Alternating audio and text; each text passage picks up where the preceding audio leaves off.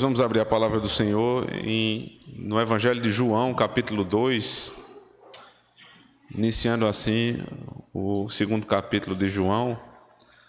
E hoje nós vamos ler do verso 1 ao verso 11, texto muito conhecido, as bodas de Caná da Galileia, a inauguração do ministério de Cristo na terra. João 2, verso 1. 3 dias depois, houve um casamento em Caná da Galileia, achando-se ali a mãe de Jesus. Jesus também foi convidado, com os seus discípulos, para o casamento. Tendo acabado o vinho, a mãe de Jesus lhe disse: eles não têm mais vinho. Mas Jesus lhe disse: mulher, que tenho eu contigo? Ainda não é chegada a minha hora. Então ela falou aos serventes: fazei tudo o que ele vos disser. Estavam ali 6 talhas de pedra que os judeus usavam para as purificações, e cada uma levava 2 ou 3 metretas. Jesus lhes disse: enchei de água as talhas, e eles as encheram totalmente. Então lhes determinou: tirai agora e levai ao mestre-sala. Eles o fizeram.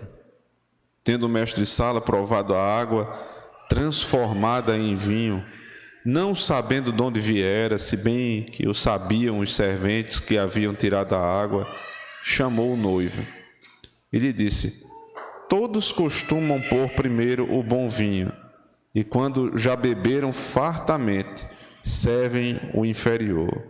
Tu, porém, guardastes o bom vinho até agora.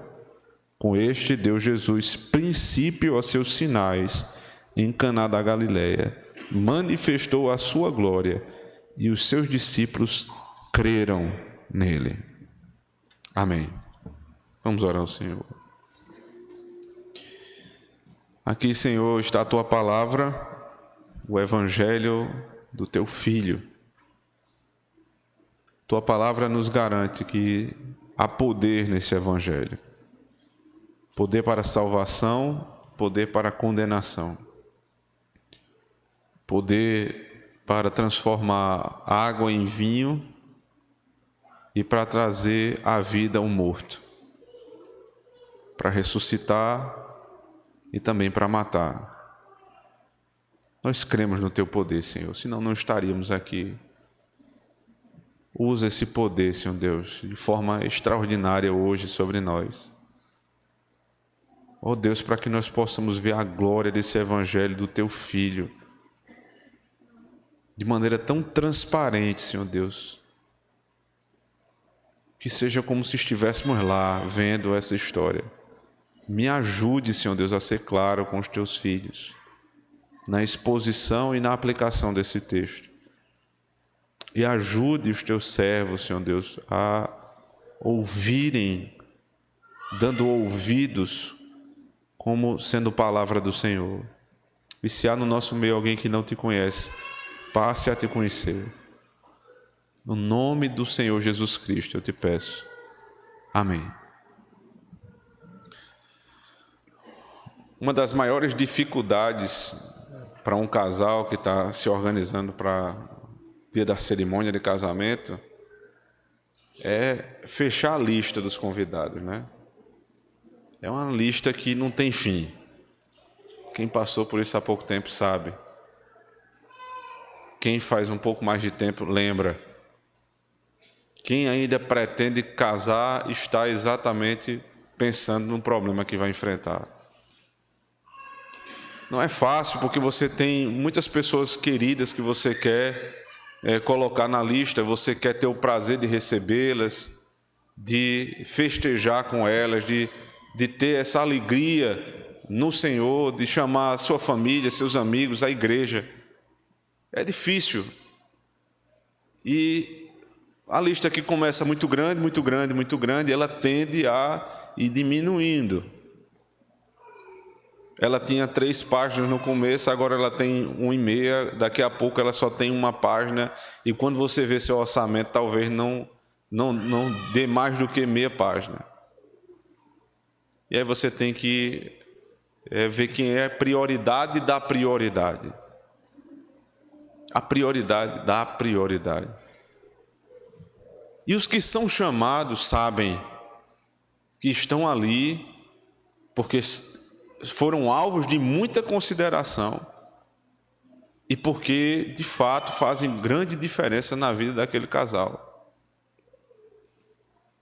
Convidar alguém para uma festa de casamento em nossos tempos, irmãos, é prova de muita, mas muita consideração. Mas isso não é só na nossa época. Porque um casal que não tem nome, né, não é citado o nome dele aqui em João 2, porque não é importante quem é, não importa de fato quem são essas pessoas como indivíduos, mas importa o que eles fizeram. Tendo a possibilidade de chamar muitas pessoas, eles tinham um convidado especial. O texto diz no verso 2, Jesus também foi convidado. Quem eu convido para a festa do meu casamento? Tanta gente para chamar. Jesus tem um convite para a festa do meu casamento. Aliás, não para a festa simplesmente. Jesus faz parte do meu casamento. Jesus está dentro da minha casa, não como um convidado simplesmente, mas como alguém íntimo. Irmãos, somente essa expressão, isso nos deixaria aqui horas pensando a respeito. Quem são as pessoas que estão na minha festa, que convivem na minha casa? Um casal que nós não sabemos o nome convidou o Senhor Jesus Cristo para a festa. E esse fato, veja, que poderia passar batido, mas somente o fato de Cristo estar neste casamento, especificamente neste casamento, mudou a vida do casal. E aí você que está casado ou que pretende casar, se você precisa de algo no seu casamento, e às vezes a gente coloca uma lista de prioridades do casamento, emprego, casa própria, carro e renda, poupança, coisas que são realmente importantes, mas não são a prioridade das prioridades. Eu preciso lhe lembrar, se Cristo não está na tua casa, nada disso mais importa.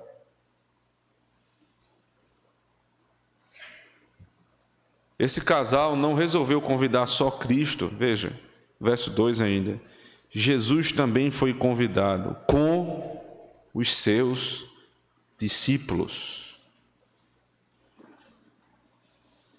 Me chamou a atenção o que o comentarista disse, porque esse texto ele vem logo depois do chamado dos discípulos. Né? Há uma sequência de dias, né? Olhe para a sua Bíblia, você tem no verso 29 do capítulo 1, no dia seguinte veio João a Jesus. Aí no verso 35 do capítulo 1, no dia seguinte estava João outra vez. Verso 43, no dia imediato. Verso 1 do capítulo 2, 3 dias depois. Há uma sequência lógica de fatos.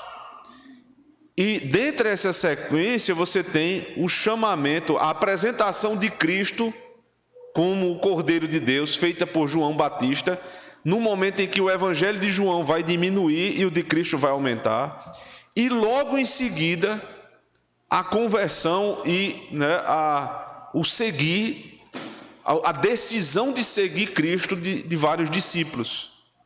Natanael, Filipe, João, eles começam a seguir o Senhor Jesus Cristo. Quando esses homens foram convidados a seguir Cristo, Jesus não tinha absolutamente nada para oferecer a esses homens no que diz respeito a conforto ou a riqueza. Nada.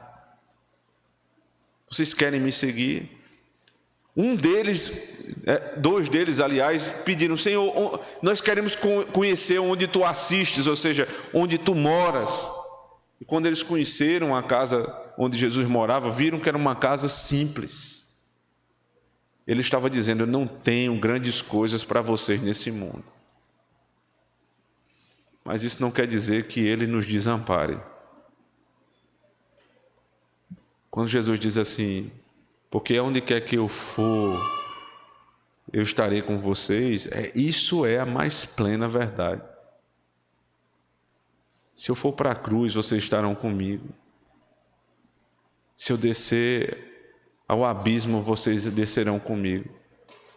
Mas quando eu subir aos céus, lá vocês estarão comigo. Nas horas difíceis, os discípulos estavam com Cristo. Mas no casamento, eles também estavam. No banquete, eles também estavam. Na alegria, eles também estavam. Veja, por que Jesus decide anunciar o seu evangelho justamente num casamento?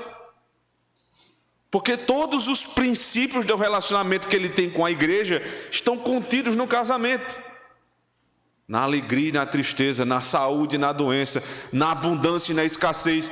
Então os discípulos andam com o seu Senhor todos os dias da vida.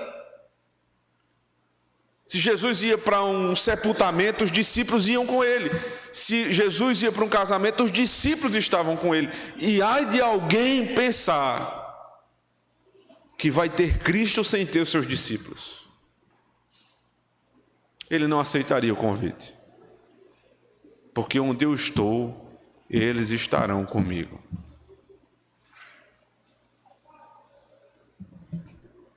Então eu tenho que ter prazer, irmãos, em andar com os discípulos de Deus.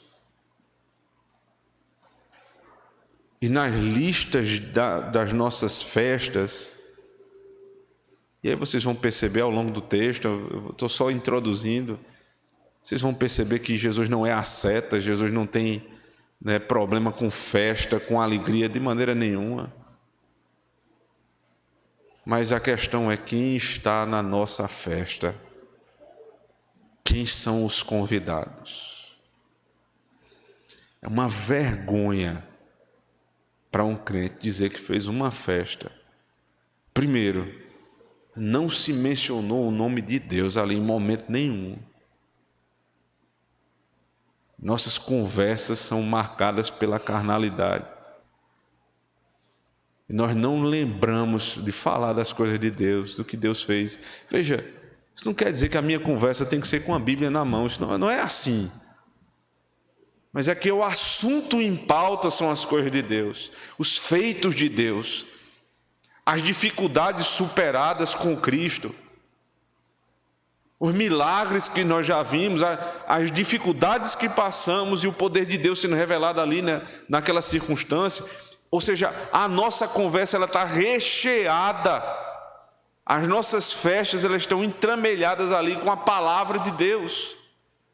Um momento de alegria, de distração, mas a minha conversa ela não pode ser completamente dissociada da minha fé.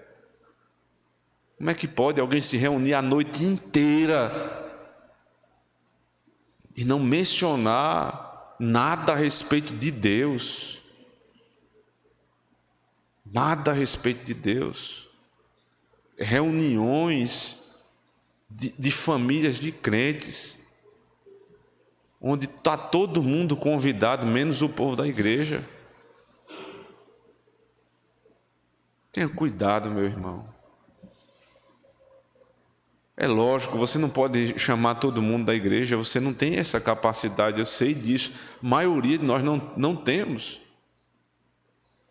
Os tempos são muito difíceis a esse respeito de você reunir uma grande quantidade de pessoas, eu sei disso. Mas há um princípio aqui por trás.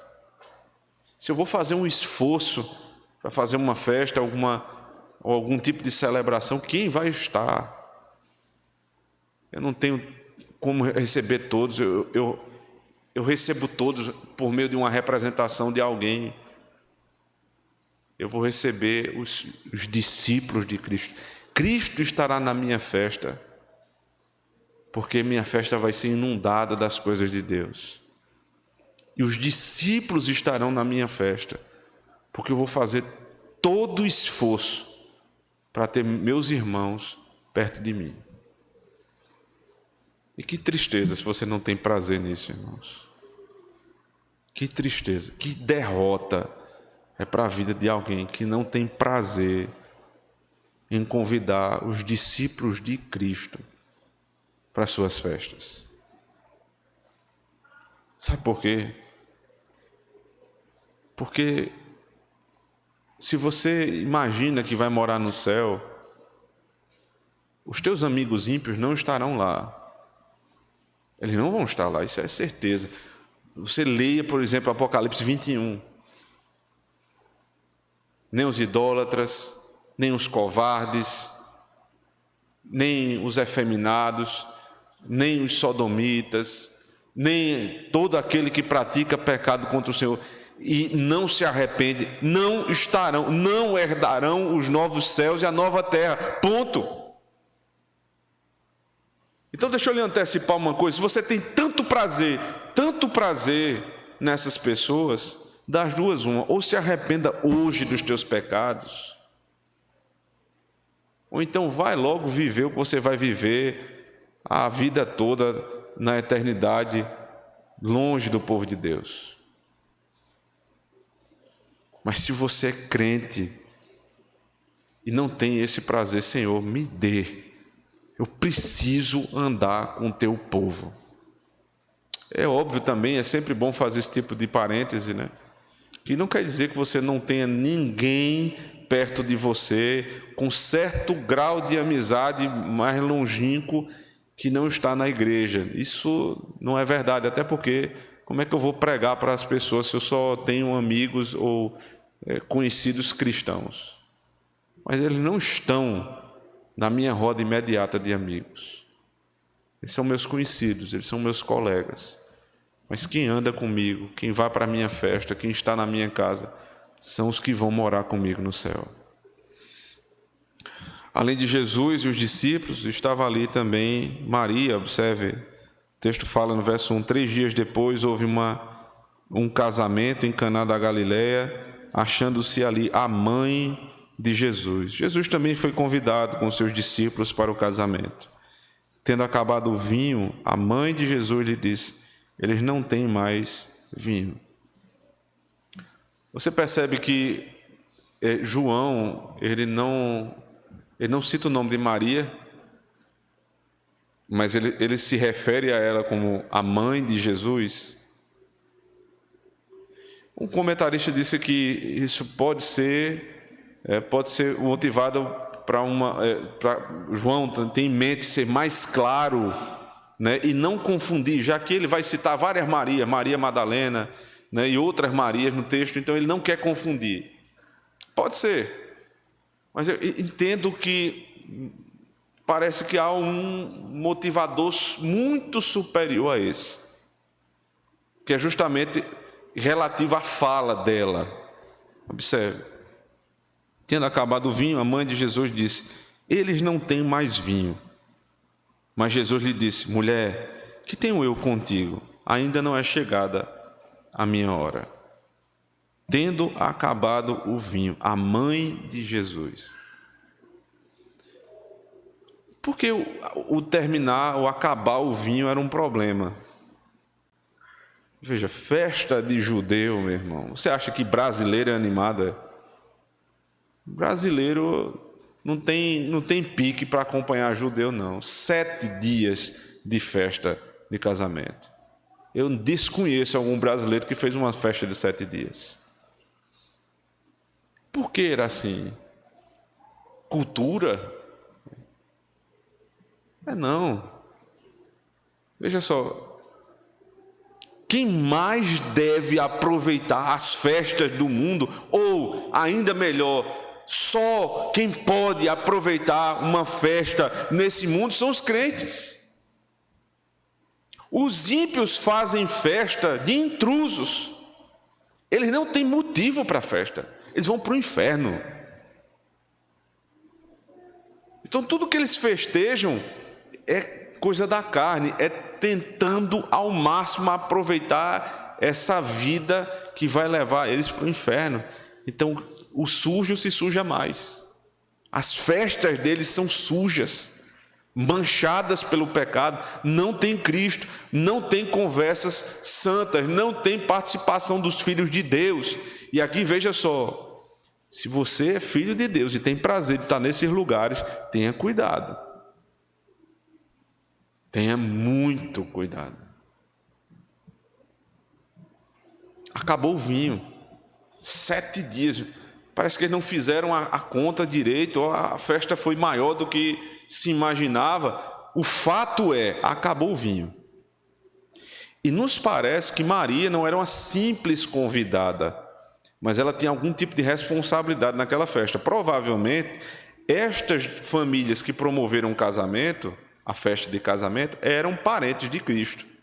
Então Maria estava ali não só como uma convidada, mas como alguém que tinha responsabilidade sobre a festa. Por isso que ela se preocupa tanto e vai avisar o Senhor Jesus. E qual é o problema de acabar o vinho? O vinho é tido na Bíblia, em primeiro lugar, como um alimento. Vários textos falam a esse respeito. Por exemplo, lá em Gênesis você tem algumas citações, mas especificamente, Salmo 104. Depois você vai ler em casa, é um salmo extenso, eu não vou ler hoje aqui. Mas ali você tem a certeza que o vinho foi dado por Deus. É uma bênção de Deus, é um alimento que Ele não deu aos animais, Ele deu ao homem. E Ele explica lá no Salmo 104, para alegrar o coração do homem.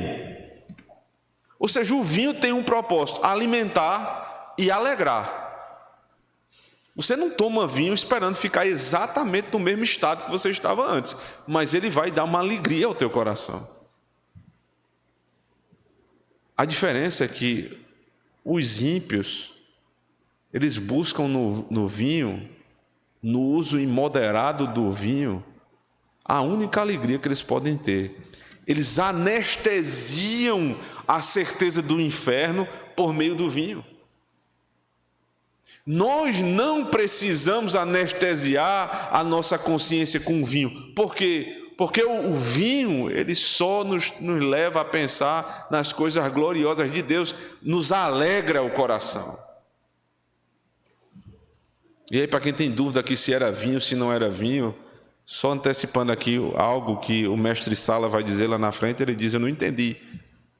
Como é que se dá o vinho melhor no final? Geralmente as pessoas colocam o vinho melhor no começo e o pior no final. Por quê? Porque quando você vai ficando com o coração alegre, você não faz mais distinção de vinho caro, vinho barato, vinho novo, vinho velho, tudo é vinho.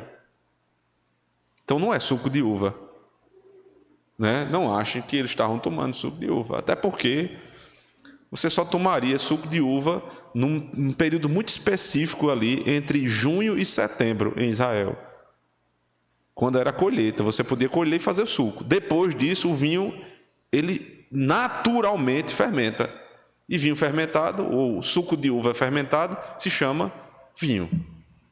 E o período que nós estamos aqui não é, de forma nenhuma, esse período de julho a setembro. Então, não tem dúvida que o que nós estamos tratando aqui é vinho. Acabou o vinho, acabou a alegria da festa. Isso era motivo, inclusive, de vergonha para os noivos, quando o vinho acabava. Por isso a preocupação. Então, em Maria busca o Senhor, verso 3, tendo acabado o vinho, a mãe de Jesus lhe disse, eles não têm mais vinho. Aqui alguém pode pensar, né, pode imaginar que Maria foi até o Senhor Jesus Cristo para dar uma ordem a ela. Ela não fez isso. Maria sabia com quem estava lidando. Maria não foi indelicada com o Senhor Jesus Cristo. Ela informou. Porque veja só, qual é o lugar que eu vou buscar solução para os problemas, se não aos pés de Cristo? A solução ali provavelmente não tinha como comprar vinho. Ela conhecia o filho dela. Ele já tinha falado a respeito de quem ele era, não tenha dúvida disso. Ele não tinha feito nenhum milagre ainda, mas ela cria no poder do seu filho. A mãe de Jesus, veja, por que não se cita Maria, cria que o seu filho é mais poderoso do que ela. Por isso ela sabe onde buscar. No momento da angústia, não é natural que a mãe busque o filho, não. É natural que o filho grite, mãe. Só que esse filho aqui é de outra natureza. Então a mãe busca o filho. Ele é mais poderoso do que eu. E aí vem a resposta de Jesus, que é motivo de tantos debates, né? No verso 4. Mas Jesus lhe diz: mulher, que tenho eu contigo? Parece muito rude, né, para a nossa linguagem. Mulher. Por que ele não chamou mãe? Existem algumas explicações. Primeiro, a explicação da própria época, do uso da linguagem. Jesus vai falar assim com a mulher samaritana no capítulo 4. Lá no capítulo 21, ele vai falar assim também, né? No capítulo 19, ele vai falar assim também no momento da crucificação. Ele diz, mulher, eis aí o teu filho, filho, eis aí a tua mãe. Ele chama de mulher. Mulher não era um tratamento desrespeitoso, muito pelo contrário. Mulher seria semelhante a chamar senhora. Então Jesus não está sendo rude nem, né, deselegante com a mãe dele, de maneira nenhuma. Ele está tratando com respeito. Mas aí vem a segunda explicação. Ele chama a mulher porque ele precisa lembrar quem ela é. Tu és mulher. Eu sou Deus, tu não és Deus. Eu sou o Senhor. Mulher. Irmãos, a gente precisa tanto ser lembrado disso. Porque mesmo nas nossas orações, irmãos, mesmo o formato estando correto, nós queremos, de alguma forma, tendo por motivo intimidade de Deus, tratar Deus como se fosse um semelhante.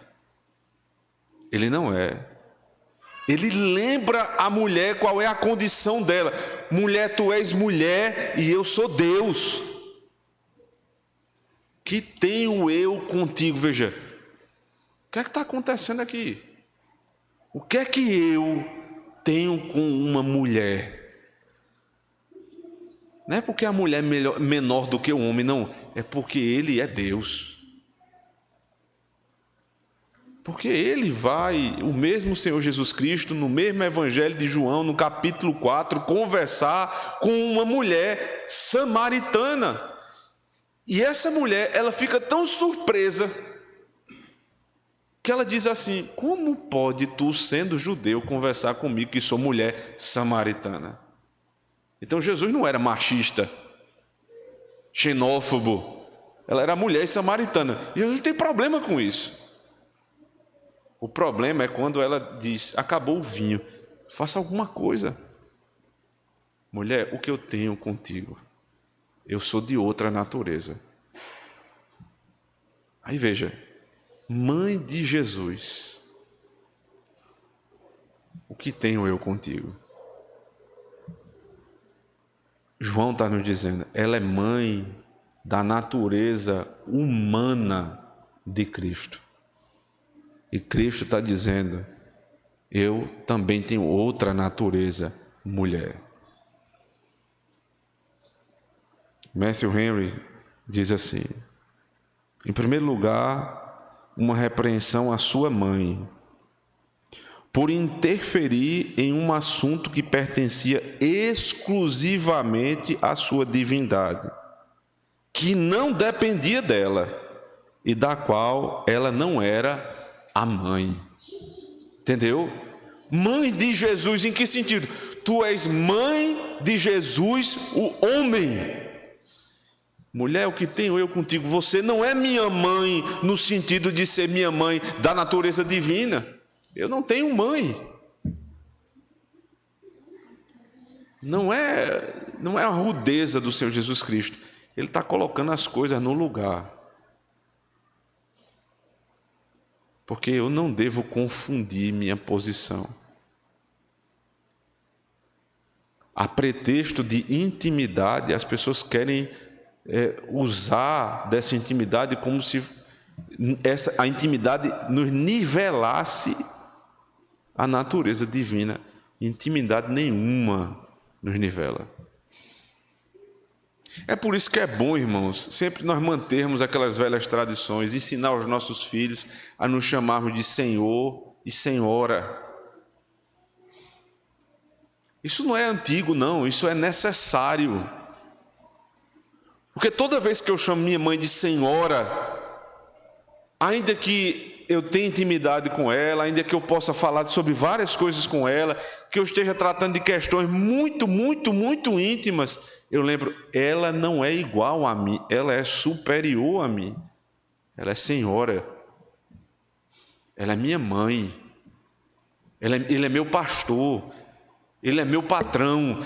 Nas relações nós vamos nos lembrando em que ponto nós estamos, em que posição nós estamos de inferioridade ou superioridade, e a linguagem precisa ser algo que nos lembre, é simbólico. E Jesus usa a linguagem: mulher, que tenho eu contigo, ainda não é chegada a minha hora. Não adiante o processo. Vai ser chegada a minha hora, a atenção de João o tempo todo. Ele vai dizer, mais uma vez, citando a mulher samaritana: eis que vem a hora, e a hora já é chegada, que os verdadeiros adoradores adorarão ao Pai em espírito e em verdade. Chegou a hora, vai chegar. Ele diz, chegou. É a atenção, chegou ou não chegou, que é a mesma atenção daqui. Primeiro ele diz, não chegou, depois ele vai e cumpre o milagre. Mas primeiro ele reorganiza a posição de Maria. Mulher, tu és mulher. Então ele diz, verso 5, então ele falou aos serventes, ela falou aos serventes, fazei tudo o que ele vos disser. Os romanos papistas, eles querem defender nesse texto aqui a intercessão de Maria. Vejam lá, João capítulo 2, Maria falou com o Senhor Jesus Cristo e ele trouxe vinho para a festa. Logo, eu devo pedir a Maria para Maria pedir a Jesus. Mas Maria não só foi repreendida, como não insistiu. Acabou o ministério, entre aspas, de intercessão na primeira tentativa. Quando ela tentou interceder, Jesus disse, mulher, o que eu tenho contigo? Ela voltou para os serventes e disse, o que ele mandar, façam. Está reorganizada aqui a situação, quem manda e quem obedece. Sem desrespeito e sem rudeza. É só a organização de cada posição dentro dessa cena. Ela volta e diz, façam o que ele manda. Ou seja, ela entendeu, ele é Senhor. Então o texto continua dizendo, estavam ali 6 talhas de pedra que os judeus usavam para as purificações, e cada uma levava 2 ou 3 metretas. Jesus lhes disse, enchei de água as talhas, e eles as encheram totalmente. Então lhes determinou, tirai agora e levai ao mestre-sala. Eles o fizeram. Você percebe como a repreensão bíblica, como ela traz bons efeitos? Quando Jesus reorganizou ali quem manda e quem obedece, Maria foi até os servos e disse, façam tudo o que eles vos disser. Aí o texto começa, Jesus disse, tire as talhas, eles tiraram, coloque água, colocaram, leve para o mestre-sala, e eles assim o fizeram. Todos começaram a servir quem é Senhor. Não era um simples convidado do casamento, é o Senhor do casamento. Então, essa linguagem inicial, que é meio poética, né? Tenha Jesus como convidado do teu casamento, ela tem limites. Não é simples convidado. Ele não pode ser apenas um convidado do teu casamento. Ele é o Senhor do teu casamento. É Ele que vai dizer como você deve tratar a sua esposa. É Ele que vai dizer como você deve tratar o seu marido. É Ele que vai dizer como nós criamos nossos filhos. Ele é o Senhor. Façam tudo o que Ele vos disser. O casamento só prosperou quando a ordem foi cumprida. Não espere ter um casamento abençoado, descumprindo as ordens de Deus. Desde o começo, você espera que você vai ter um casamento feliz e abençoado, começando logo se juntando ao ímpio?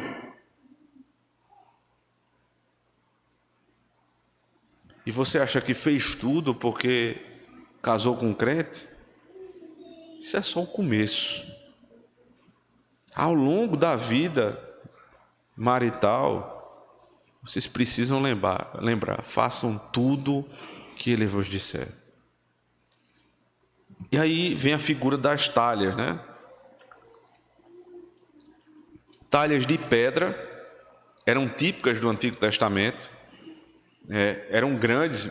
Alguns comentaristas dizem que cada talha dessa chegava a comportar 100 litros de água, ou seja, 6 talhas, algo em torno de 600 litros de água. Eles tiveram de encher, e era de pedra, então assim, não é um material muito bom para guardar vinho, pedra, né? É bom para guardar água, que deixa a água inclusive fria, né? E essa água, ela tinha um propósito, era água para purificação, né? Se você ler Marcos capítulo 7, verso 3, você vai perceber que os judeus não participavam dessas cerimônias sem antes lavar as mãos. Não era só uma questão de higiene, era purificação cerimonial, típica da antiga aliança. As talhas estavam ali para isso. Aí você se coloca agora na situação de um servo que houve um convidado de um casamento. Na hora que faltou vinho, o convidado diz: pega essas talhas, deviam pesar bastante, talha de pedra, 6 talhas, encham de água. Aí eles foram encher de água. Se coloque na situação deles. O que é que tem a ver ter que fazer esse esforço todo para encher talhas de água se o que está faltando é vinho? Meus irmãos, não discutam com as ordens divinas. A gente começa a tentar ser mais sábio do que Deus e dizer: por que Deus está mandando fazer isso? Não era melhor fazer assim? Meu filho, por favor, não tente se colocar no lugar de Deus. Olha, Ele podia ter feito muitas outras maneiras esse milagre. Primeiro, Ele podia não ter deixado acabar o vinho. Alguém tem dificuldade de pensar nisso? Podia. Ele podia ter pego o finalzinho do vinho e multiplicado. Ele podia ter transformado qualquer coisa em vinho. Ele podia ter feito o vinho surgir do nada. Mas se Ele disse: pega as talhas e encha de água, encha. Se Ele te falou que o modo correto para buscar um casamento é tais e tais ordens, faça. Se Ele disse o modo correto de trabalhar é assim, então trabalhe dessa forma. Se Ele disse: crie os teus filhos segundo tais e tais ordens, não discuta, crie. Se Ele disse que o culto deve ter tais e tais elementos, não queira ser mais sábio do que Deus. Você não é. Eu nem conheço você em toda a sua capacidade cognitiva, mas eu tenho uma certeza: mais sábio do que Deus ninguém aqui é. Então façamos o que Ele manda. Pegaram as talhas, encheram de água. Veja, verso 6 diz exatamente isso, que os judeus usavam para as purificações.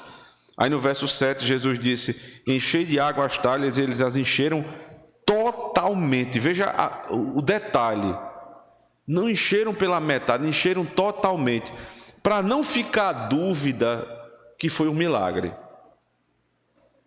Eles não encheram as talhas, deixaram um pouquinho para alguém dizer, não foi colocada ali uma tinta ou alguma substância que veio aparecer com o vinho. Não, estava cheio, totalmente cheio de água.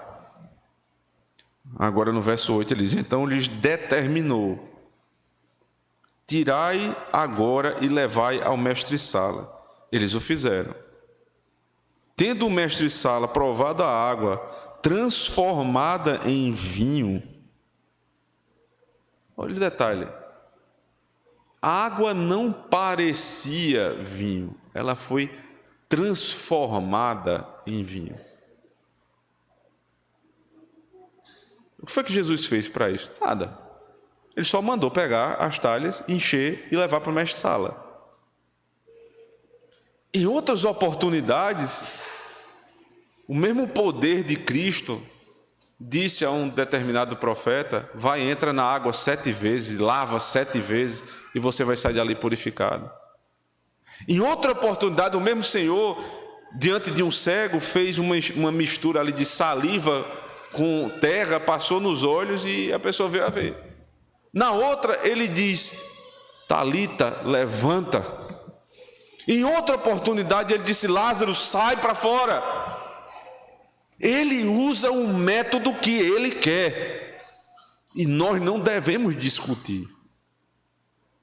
Aqui ele usou este método, e o que foi que se verificou? A água se transformou em vinho. Todas as características da água foram mudadas. Você pense nisso, quimicamente falando. Foi tudo transformado em vinho. Não a aparência, o gosto. Não o gosto, mas o paladar. Não somente o olfato e o gosto, mas também aquilo que compõe o vinho. Todas as partes passaram a ser partes de vinho, que formam o vinho. Não como os papistas, né?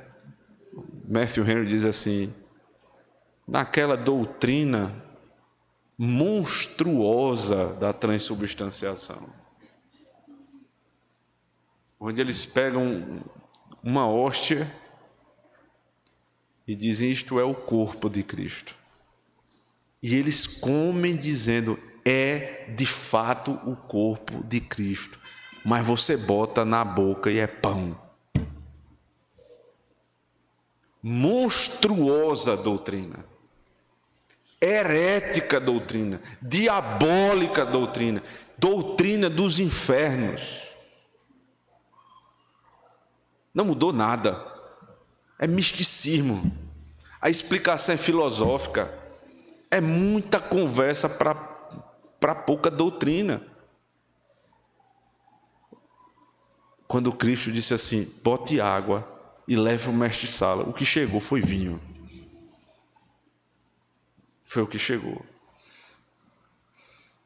Verso 10 ainda, verso 9: tendo o mestre-sala provado a água transformada em vinho, não sabendo de onde viera, se bem que o sabiam os serventes que haviam tirado a água, chamou o noivo. Ele bebeu. O mestre-sala é uma espécie de muita coisa hoje, né? Porque hoje a gente tem muito especialista em várias coisas, mas era uma espécie de maître, uma espécie de cerimonialista e de sommelier ao mesmo tempo. Era o sujeito que gerenciava a festa. Todas as partes da festa passavam pelo mestre-sala. O buffet, a comida, a bebida, o andamento da festa, tudo passava por ele. Quando ele provou esse vinho, ele disse: opa, tem alguma coisa diferente aqui, chama o noivo.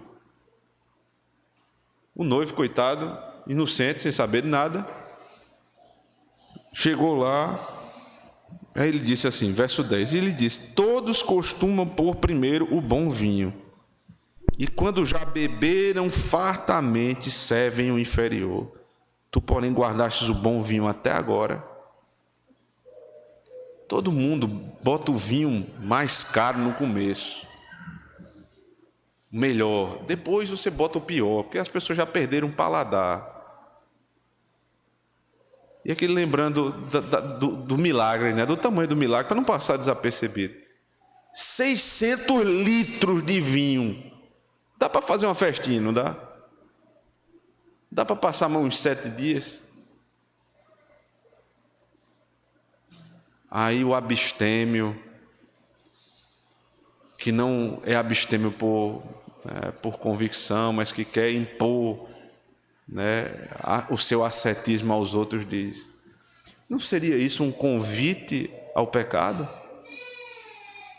Tanto vinho, 600 litros de vinho, para que tanta bebida?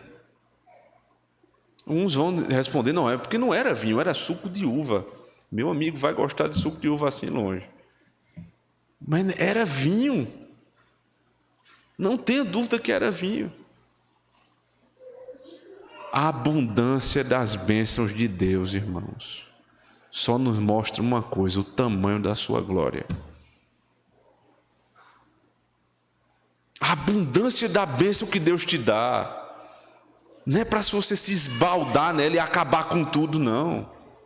Quer dizer, então, que se Deus te der muito dinheiro, então isso aqui é uma porta para você pecar e você vai gastar todo o dinheiro? Não. A abundância de dinheiro é para que você ajude o necessitado, para que você financie a obra de Deus, para você fazer muita coisa boa. A abundância de comida não é para você comer a feira do mês num dia, não. Ou você só compra no supermercado a compra do dia. Eu sei que tem gente assim, espero que não aqui, mas não é normal não, viu? O normal é você comprar para vários dias com abundância, mas a ideia não é você ir lá e devorar tudo no mesmo dia, não. É para você ir lá e agradecer a Deus: Senhor, obrigado, porque tenho em abundância para os próximos dias. Assim como numa festa que tem muito vinho, isso não é um convite para o pecado. Isso é um convite para a celebração. Não preciso beber tudo de uma vez, não preciso beber tudo num dia. Eu vou beber com moderação, de acordo com aquilo que me convém, para que eu não fique passando do limite, para que eu não seja motivo de escárnio, nem que eu faça um irmão meu pecar, nem que eu mesmo peque. Eu não preciso disso. A abundância das bênçãos de Deus, irmãos, são para demonstrar o tamanho da glória dele, não da nossa imoderação. Eu preciso aprender a ter muito e lidar com isso, a ter pouco e também lidar com isso. Paulo diz: eu já aprendi a ter abundância e escassez. Aí no final ele diz: tudo posso naquele que me fortalece. Eu estou satisfeito. Se Cristo está na minha casa, se Cristo está no meu casamento, se Cristo está na minha vida, eu vou ser satisfeito quando faltar. Porque como Maria eu posso chegar para ele e dizer: Senhor, acabou o vinho. Senhor, acabou o gás. Acabou a feira. Não tem mais emprego. E provar do Deus que providencia.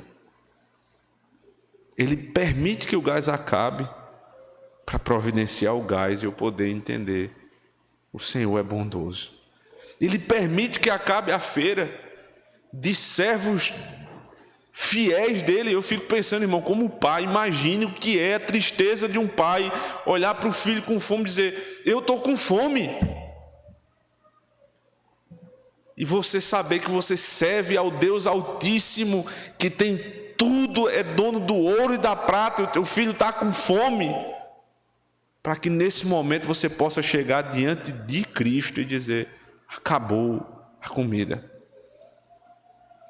Ele vai providenciar. Seja muito ou pouco, Ele não desampara o seu povo. E para que você que tem abundância, lembre que tem irmãos seus que passam essa necessidade e que estão precisando agora mesmo do nosso sustento, da nossa ajuda. Todos costumam pôr primeiro o bom vinho, e quando já beberam fartamente, servem o inferior.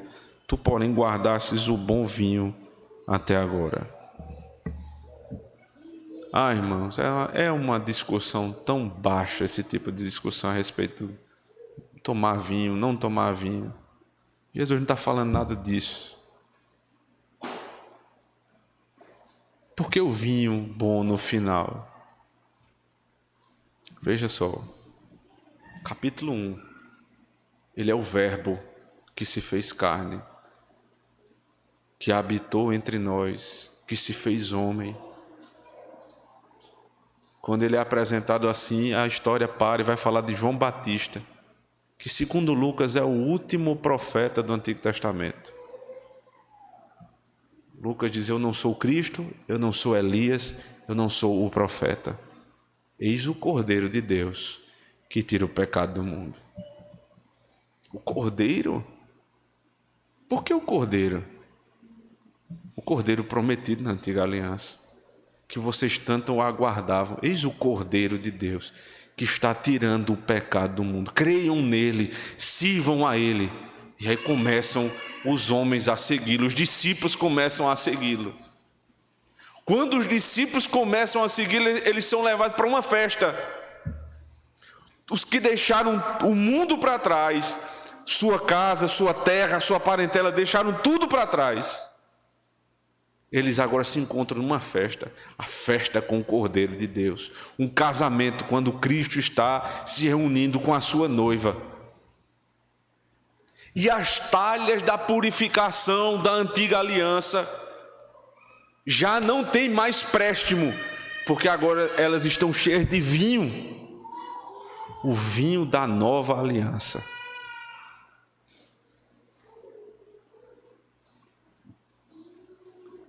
Por que o vinho melhor para o fim? O vinho do Antigo Testamento era bom,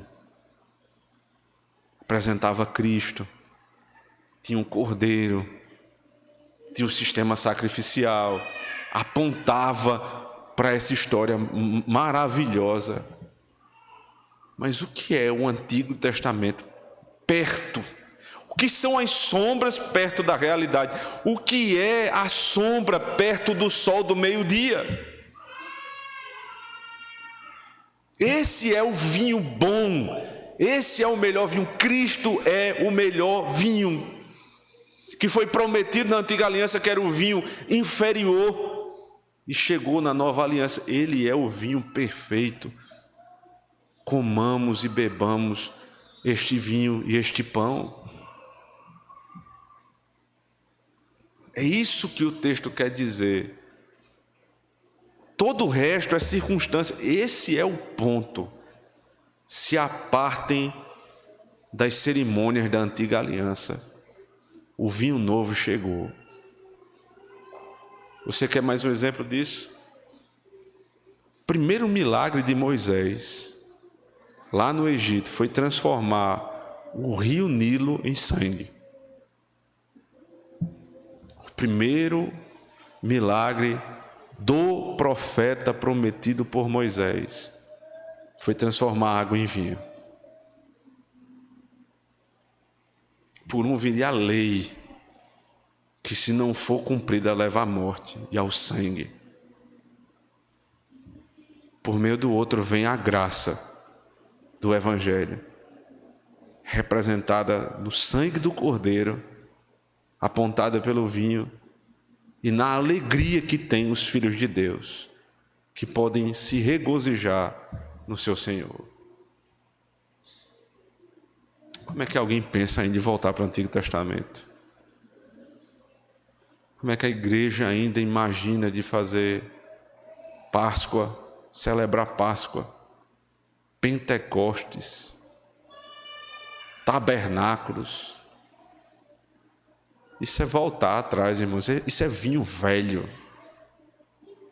É vinho velho. Vocês receberam vinho novo, o melhor. Não queiram o pior. O texto termina dizendo: com este deu Jesus princípio a seus sinais em Caná da Galileia, manifestou a sua glória e os seus discípulos creram nele. Com este milagre começou o ministério de Cristo. Muitos discípulos já haviam crido nele antes do milagre. Veja, milagre não é condição para que você creia.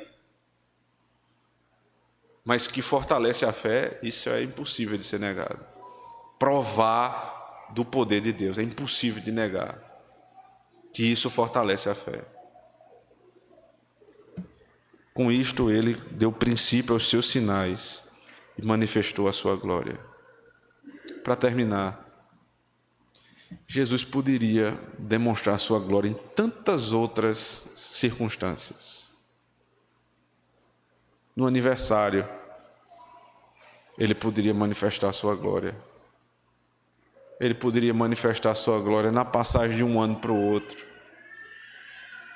Manifestar a sua glória numa reunião de família. Mas ele decidiu manifestar a sua glória num casamento.